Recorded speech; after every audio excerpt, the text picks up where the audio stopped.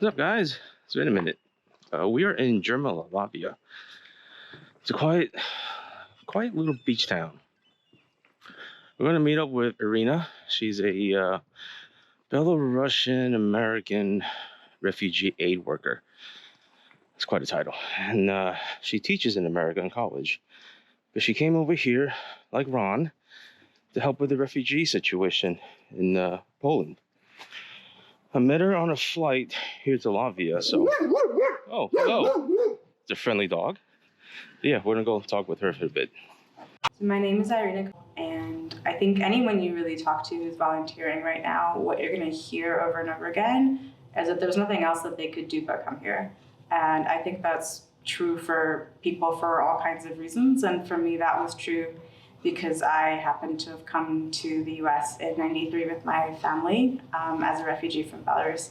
So I didn't experience any of what's happening now, but I had a sense of what it is to lose the place you were born and not know if you're gonna come back.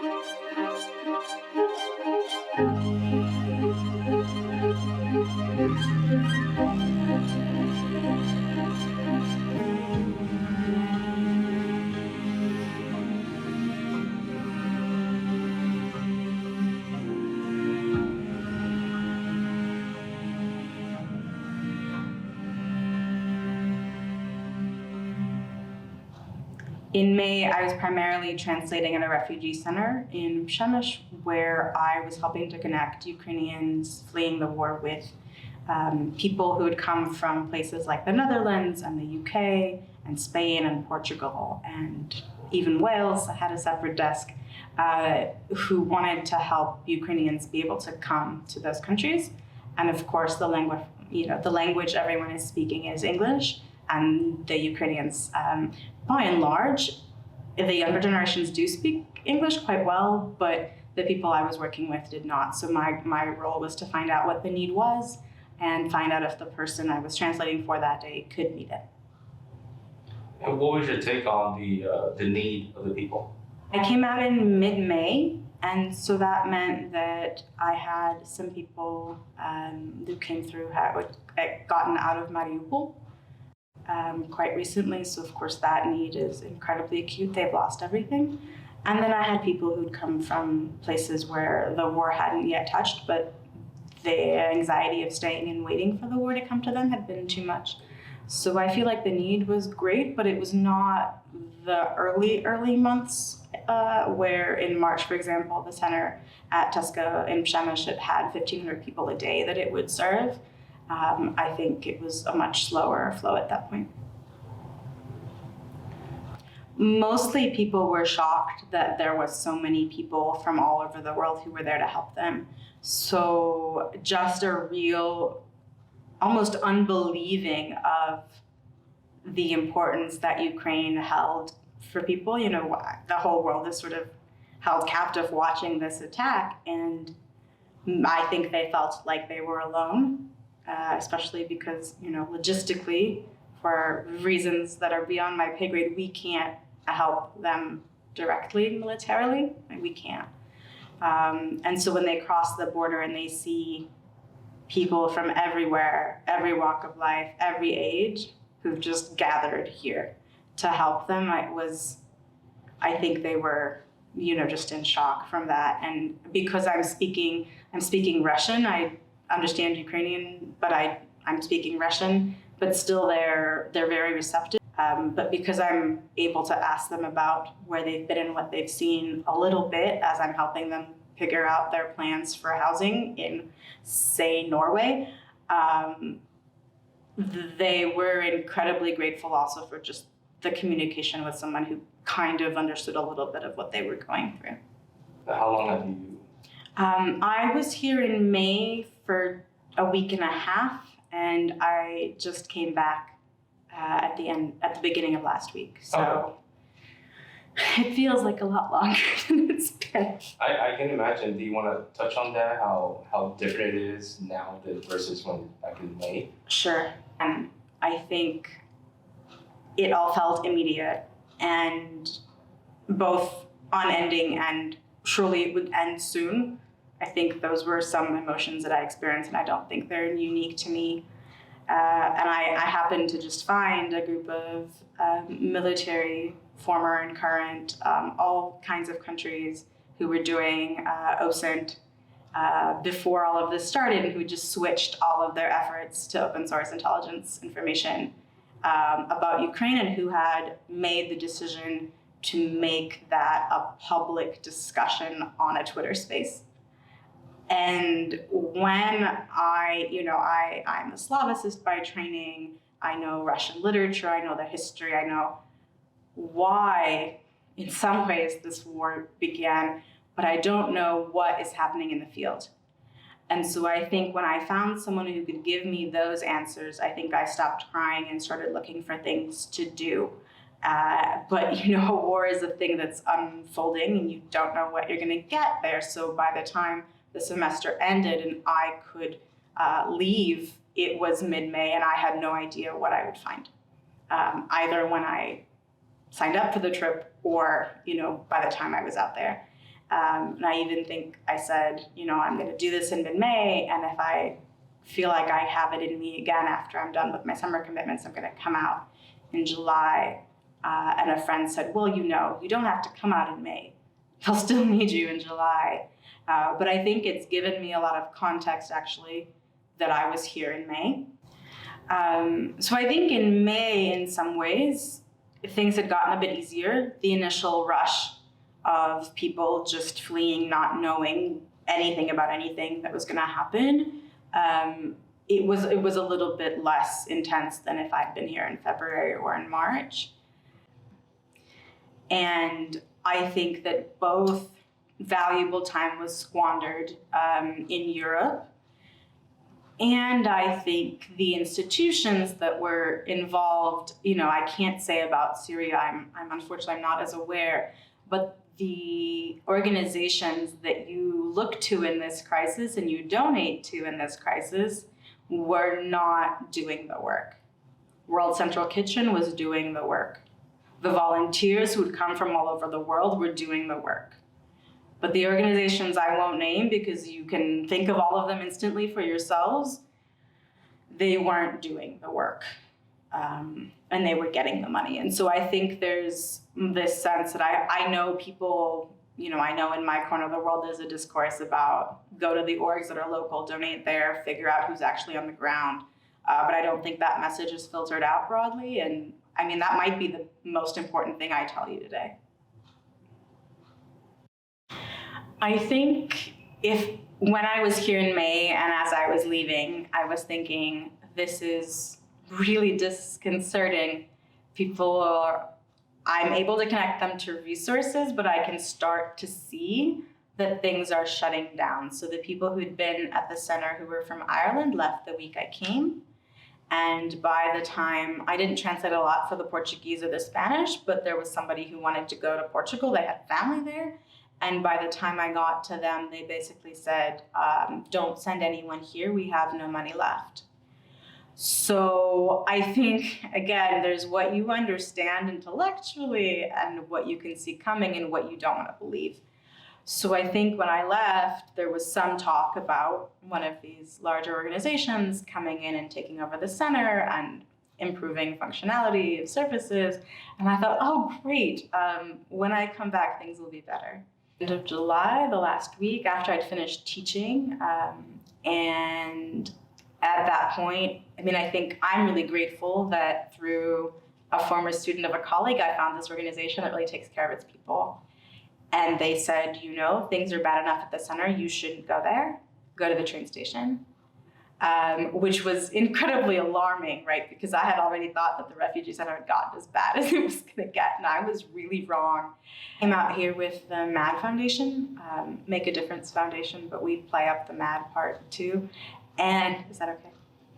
It's on you. It's on me. It's as true to anything as anything. So every country, when the war began, responded in their own way, at their own pace. And for a long time, it wasn't clear what the UK was going to do. And then they created this sponsorship scheme where they would pay both the sponsor and the Ukrainian who would be living with them for 6 months to help them transition. So you're not having someone come completely lost to a different country, a language they don't speak, and be sort of shuffled off somewhere. A system in place for matching the Ukrainians and the people in the UK who wanted to help them. As you can imagine, the average Ukrainian doesn't have someone in the UK can sponsor them. So a bunch of organizations sprung into action kind of as matchmakers between the Ukrainians that were really in need and the people in the UK who were ready to open their home for 6 months, which is incredibly powerful statement of how much people really care about what's happening.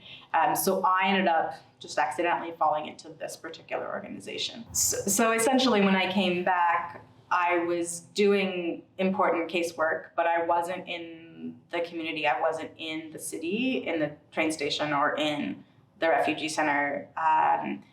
And all I was hearing were what was happening in the WhatsApp chat for the volunteers, which made my hair stand on end. And made me really think about, as I was matching people with sponsors in the UK, at what point Ukrainians might be better off in the west of Ukraine rather than in places in Europe where they will be re-traumatized. There's no other really way to put that. I think the majority of people are well-intentioned. The majority of things that are being done are good, but systematically Europe can't take this many refugees, and the things fray at the edges. And the things fray at the edges for the people who were already at the edges the most.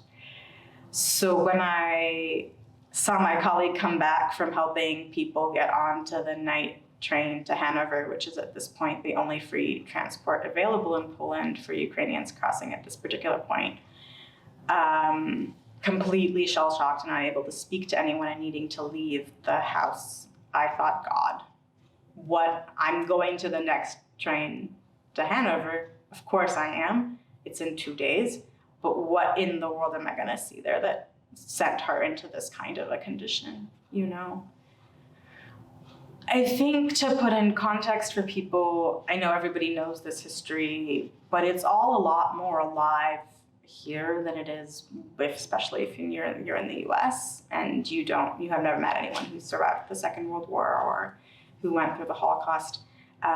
To have Ukrainian refugees on a platform boarding a train to Germany, and they don't know if they're going to get a seat, and they don't know if they're going to be separated from their families, and you have to take their luggage because there's no room in the compartments, that conjures up a thing in Eastern Europe in people's memories, those of us who have this personal connection.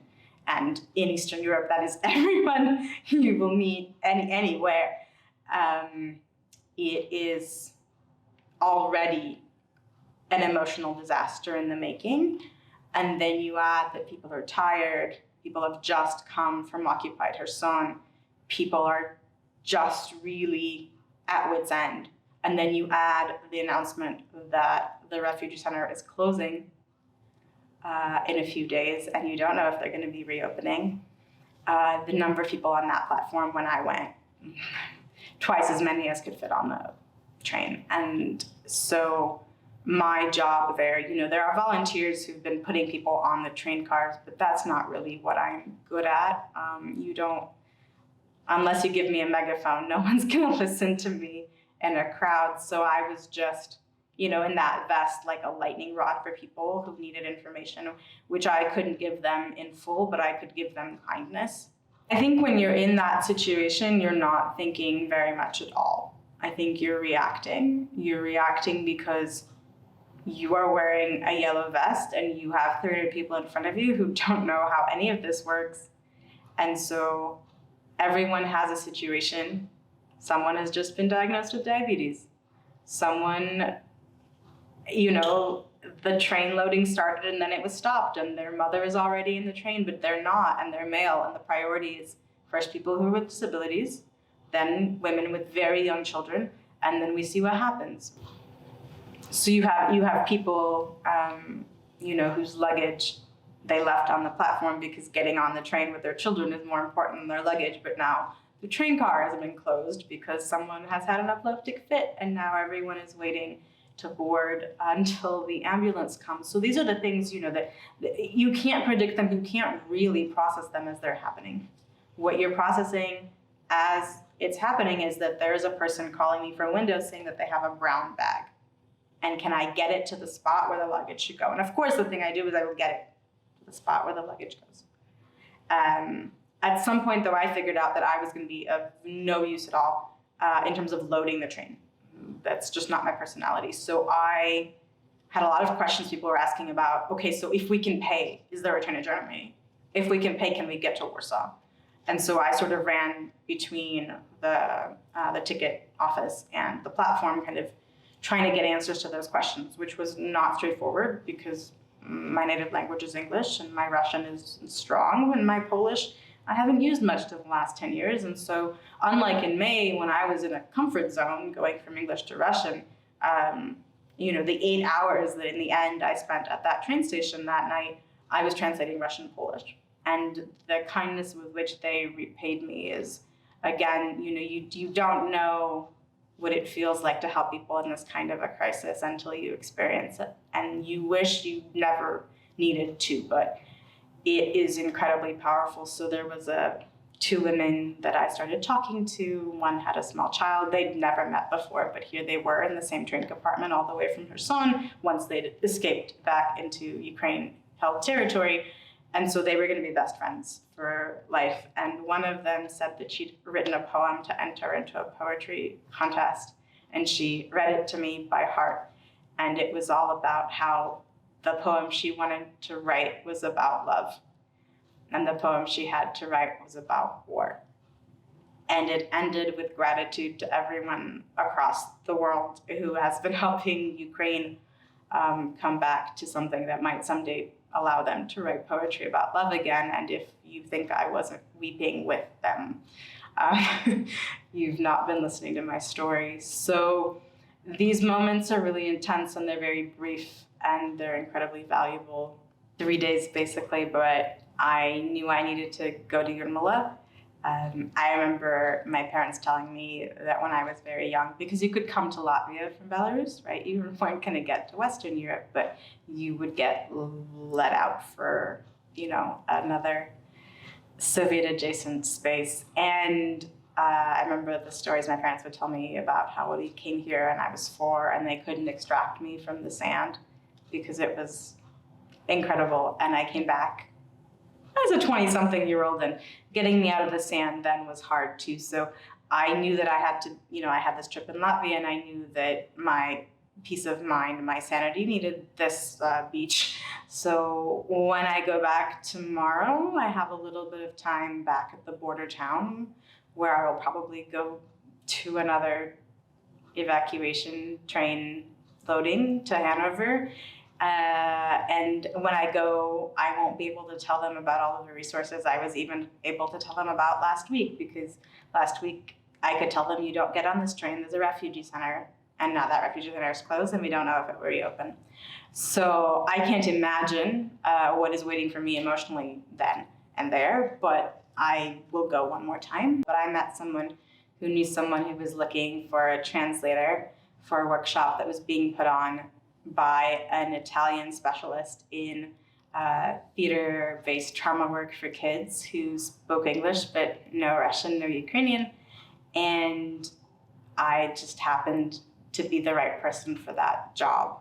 And because that level of language, not everyone will have in both or the other. And that is sort of what's waiting for me for the next 2 weeks. And then I'll go home and my regular life will begin again, and that will be its own challenge.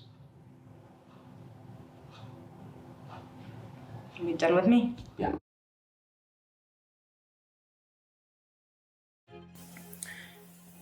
And that ends our chat with Irina, and I can't thank her enough.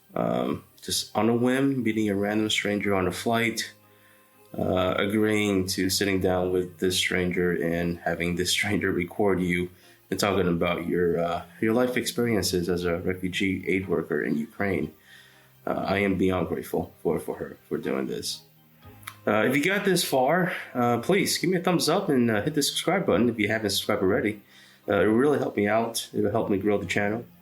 I will do some follow-ups with about a month or so when Irina gets home. And I'll try to follow up with Ron as well after he gets home from his time in Ukraine. Just to get the follow-up and see how they're doing and if they had any more insight, any more experiences they want to pass on to you guys. So stay tuned for that. And thank you again for sticking out to the end. I really do appreciate it. And I'll see you in the next one.